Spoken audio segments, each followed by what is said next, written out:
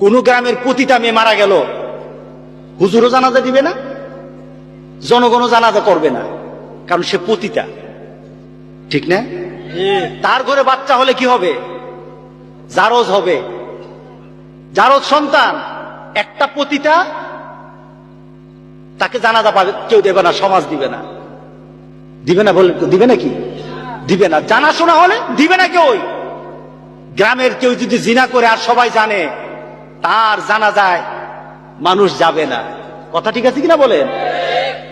কিন্তু কোন লোক যদি একবার একটা টাকাও যদি সুদ খায়, সুদ দেয়, সুদ খায়, সুদ দেয়, একটা টাকা, রাসূল পাক সাল্লাল্লাহু আলাইহি সাল্লাম বলেছেন ৩৯ বার জিনা করলে যত বড় গুনাহ হতো, যতটুকু গুনাহ হতো তার আমলনামায় এতটুকু গুনাহ ঢুকে যায়।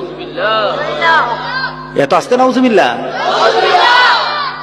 একটা মহিলা জিনা করলো, একটা পুরুষ জিনা করে, সমাজ থেকে উচ্ছেদ করা হয়। আর একটা টাকার সুদের কারণে ৩৯টা জিনা করার সমান সওয়াব নাকি গুনাহ তার আমলনামায় যায়। তারে কি করা দরকার